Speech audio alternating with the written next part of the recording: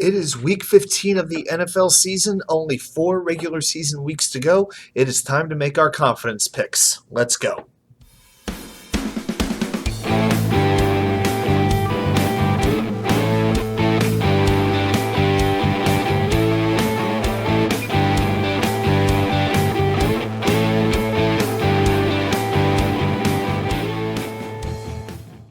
And welcome back to New York Sports WickerMedia. I'm Wa2K99. Thank you, as always, for taking the time to watch these videos. If you enjoy what you're watching, please hit that thumbs up button and subscribe if you haven't already. If you already have, thank you so much. We have a goal to get to 400 subscribers by the end of December, less than 50 to go. So I appreciate any support that you do give. All right, let's talk about our confidence picks for week 15 in the NFL. Now the time is getting close to the end, and we have to take a look at how we did last week. And after 3 really good weeks in a row, where we got 11 games or more in a row correct, we took a step back in week 14, went only 7-6, got 51 out of a possible 92 points. For the season, we are at 136 up and 70 down, and out of a possible 1,524 points, we have 1,083. And for the overall percentage, we went down 1.2%. From 96.9 last week to 95.7 this week. So we got to have a good week. Let's take this thing back above 96. We're going to bring the nose up on the jet airplane, if you will. And let's have a great week as we have 16 games to pick. So let's do it right now. So for my number 16 game, this is, of course, is the game I have the most confidence in picking. I am going to go with the Kansas City Chiefs at the Houston Texans. I'm taking the Chiefs in this game. I give the Texans credit for playing the Cowboys tight last week. The Chiefs looked a little bit off in a tight victory against Denver, but they found a way to win, as they so often do. I think Mahomes bounces back from a 3-interception performance. Chiefs win by 2 scores, 10 to 14 points, somewhere in that area. Number 15, I'm going to go with the Dallas Cowboys at the Jacksonville Jaguars. Give me Dallas in this game. This, I think, could be a tight one. Trevor Lawrence has not thrown an interception since week 8, and he's been leading the league in completion percentage since week 9.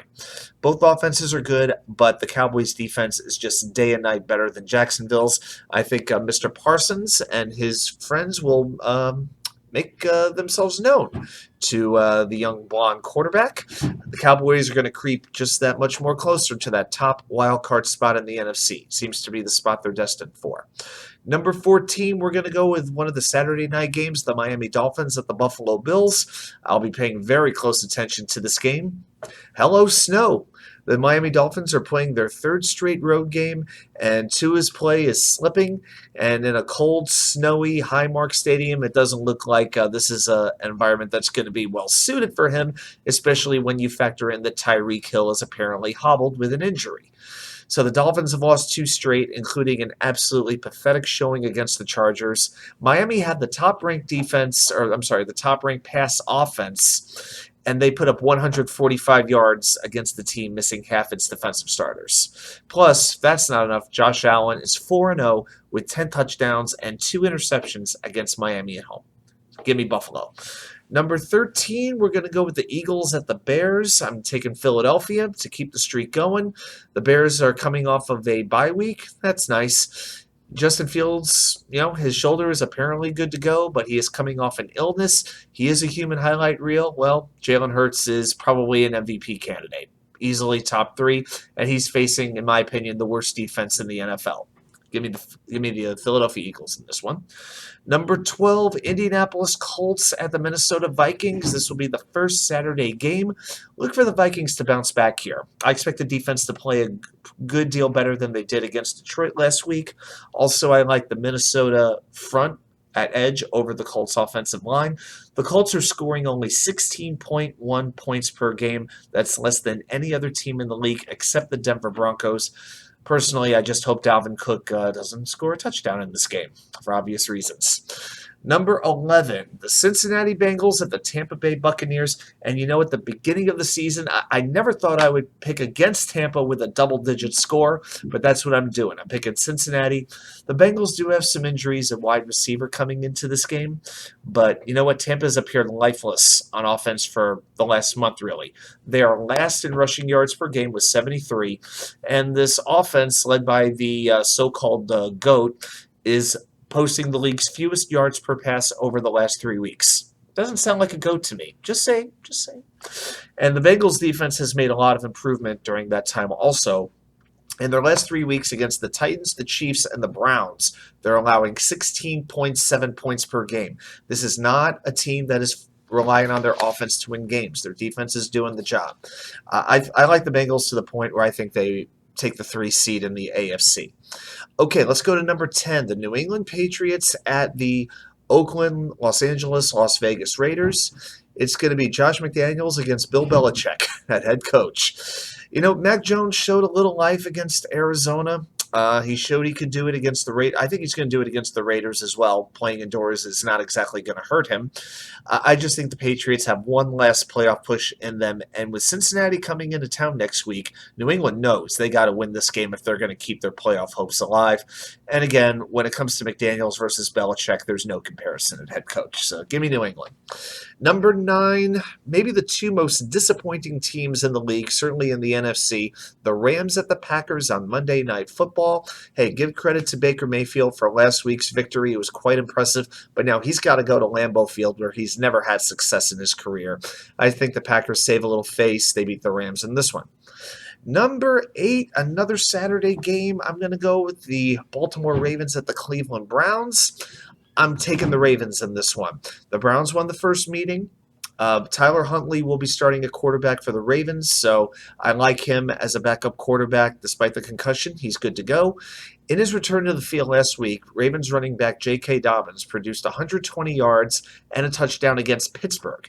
Against Cleveland's run defense, I'm expecting more of the same.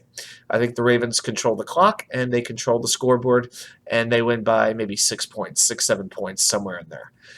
Number 7, we have another division matchup. This one in the NFC East. It's the New York Giants at the Washington Commonplaces. Giants have lost 3 of 4. They have not won a game in a month. Washington coming off their bye.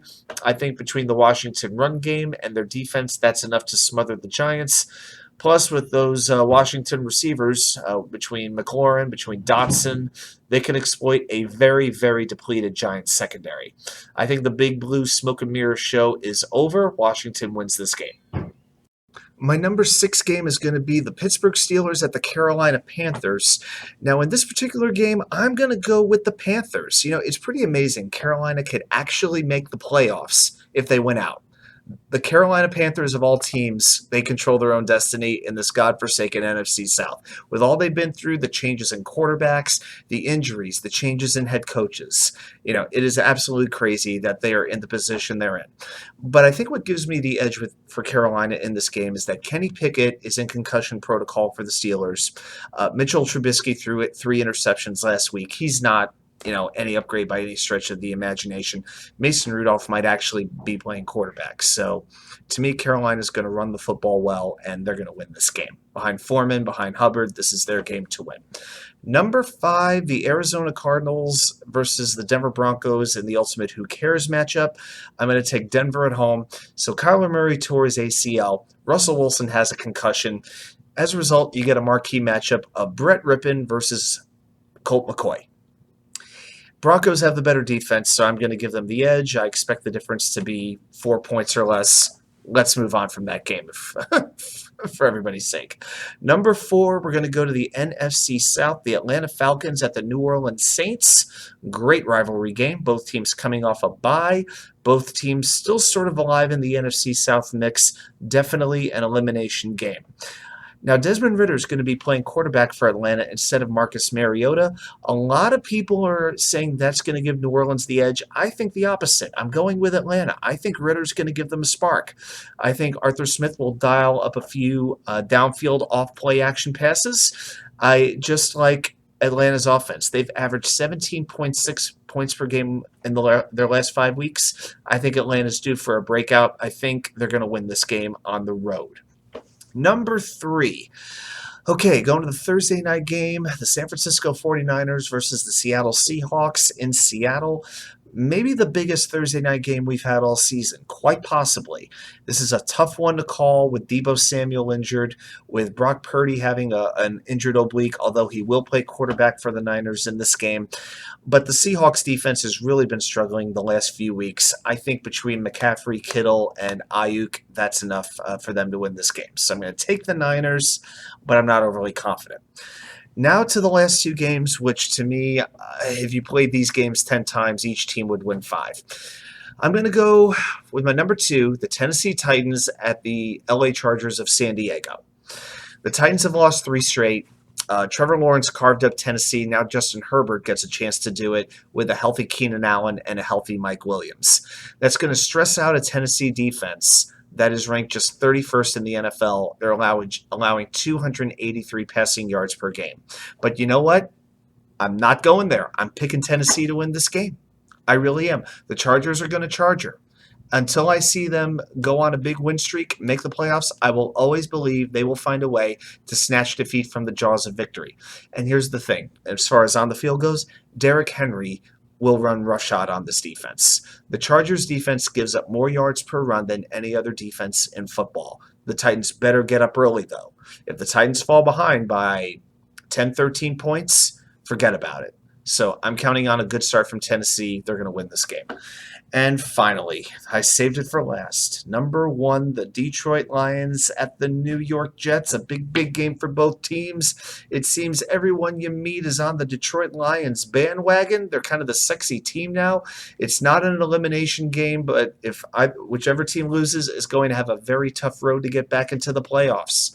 The Lions have won 5 of 6. I think the magic runs out. I'm picking the Jets. Jared Goff is a bad quarterback in cold weather. I think he's going to have multiple turnovers. The Jets corners are going to take care of Amon-Ra St. Brown, DJ Chark, Jameson Williams. I think they could do it. The one fear I have is, will Quinnen Williams play in this game? As of right now, we don't really know. If he does play, he's definitely going to be limited. That does worry me that Jamal Williams will be able to run up the middle against the Jet defense. So if the Jets are going to win, one of the main things they have to do is give the offense short fields, keep Detroit out of the red zone. You cannot put Williams, who has a league-high 14 touchdowns, a chance to run you over and run you into the ground. All right, those are my picks. Do you have any picks for these games? Do you have any upset specials? Anything that you agree with me, disagree with me? I welcome all your feedback. Thanks so much for watching, and I'll see you back here with more content once I'm back in the wicker chair.